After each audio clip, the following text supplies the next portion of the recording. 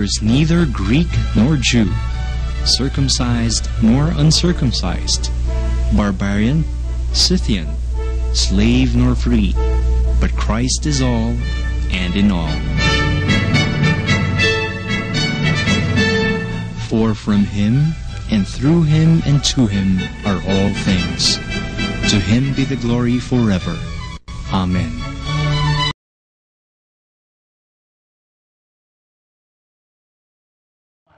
Under quotation marks, noong mga nagtataglay ng ayon sa Biblia na katuruan ng Diyos, ay ito yung ilan sa mga palatandaan yon, no? Una, sila ay sumasampalataya ng tuloy sa pangalan at sa persona ng Panginoong Jesucristo, yung Yahweh Shua, no? Hebrew yun, Yehoshua, no? Acts 16:31, John 3:18, marami pang iba. So, ang nananampalataya ng Kenoy sa pangalan at sa person ng Panginoong Jesucristo bilang siya yung Yahweh Shua, the Lord our salvation. Pangalawa, ang kanilang tinatawagan ay ang pangalan ng Panginoong Jesucristo. Merong talata diyan sa Banal na Kasulatan, nais kong balumat nakasulat na rito, gusto kong basahin yon. Baka sabihin ng iba, puro lang akong salita.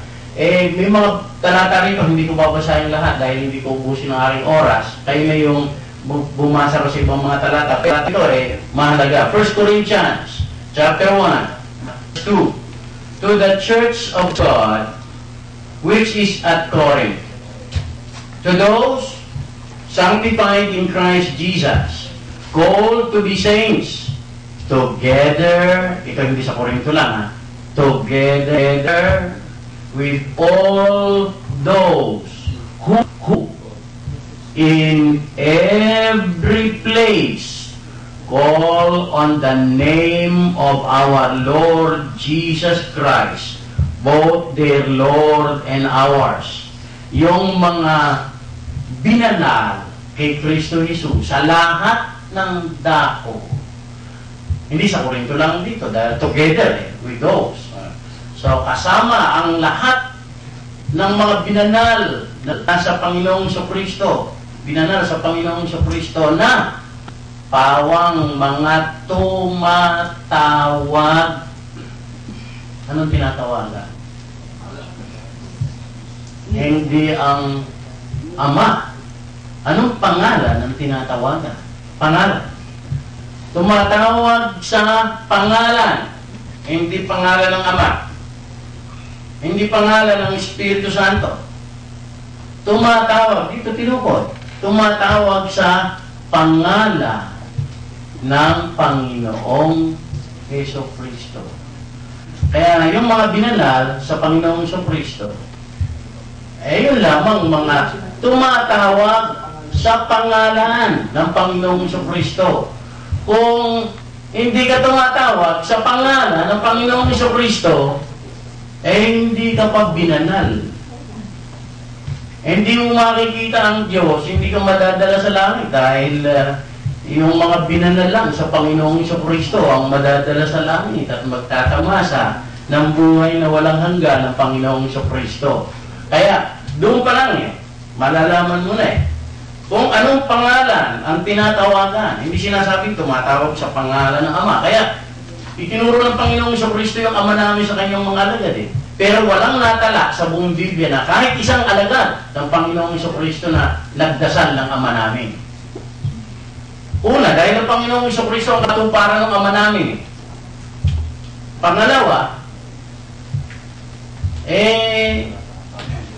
tinanggap na ng mga alagad ng Panginoong Jesucristo na siyang katuparan ng kalooban ng Ama. Pangatlo, tinuturo na nga ng Panginoong Jesucristo sa pamagitan din ng kanyang mga alagad na ang lahat ng mga binanal sa Kanya, mga binanal sa Kanya, ay sa lahat ng dako, ay tumatawag sa pangalan ng Panginoong Jesucristo. Ngayon, yung hindi pa mga binanal sa Kanya, yung na tumatawag yung Pero yung mga binanal, sabi rito, binanal sa Panginoong Kristo, sa lahat ng tao ay tumatawag sa kanyang pangalan. Pangatlo, kanilang ginagawa ang lahat ng mga bagay. Ginagawa nila ang lahat ng mga bagay in the name of the Lord Jesus Christ. Colosas 3:17.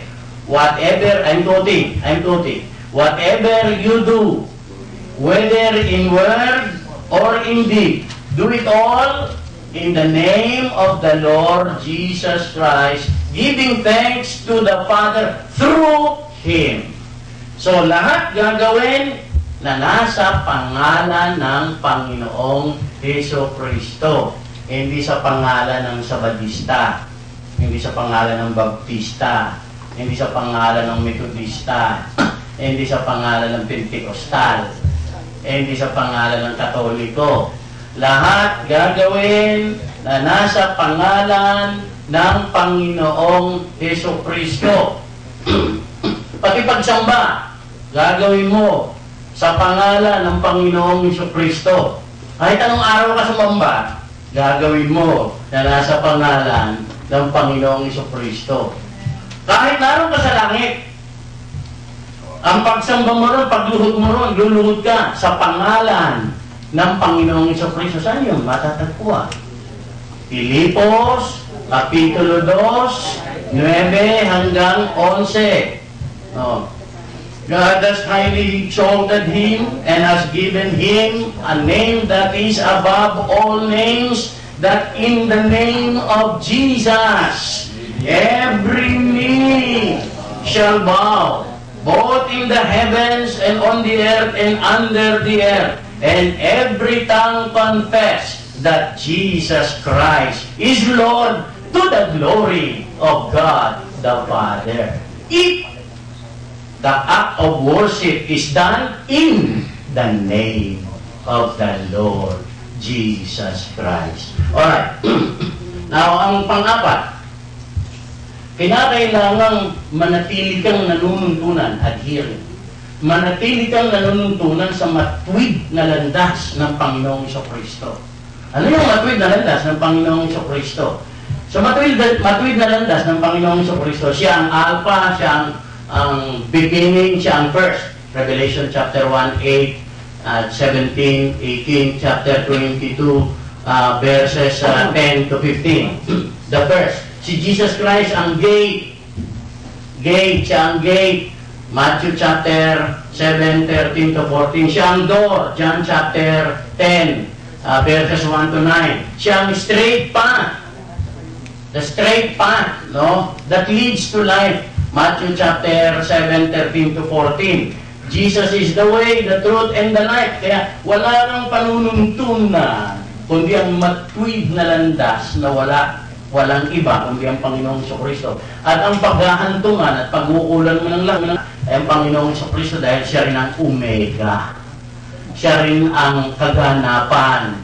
Siya rin ang last. Revelation chapter 1 again, verse 8, verse 17, verse 18, Revelation chapter 21, verses 1 to 7, Revelation chapter 22, verses 10 to 13. Kaya, kinakailangan ang tao ay nanununtunan, nananatili, nagpapatuloy na nanununtunan sa matuwid na landas na walang iba kundi ang Panginoong Jesucristo. Siya ang pagmumulan, siya ang pagdaraanan, siya ang paghahantungan ng lahat. Kaya si Jesus ang lahat sa lahat. Yun ang mga palatandaan, mga pangunay. Meron ditong 7, binasa ko eh. Pero yun lamang 4 na eh. Napakaganda ng isa lang.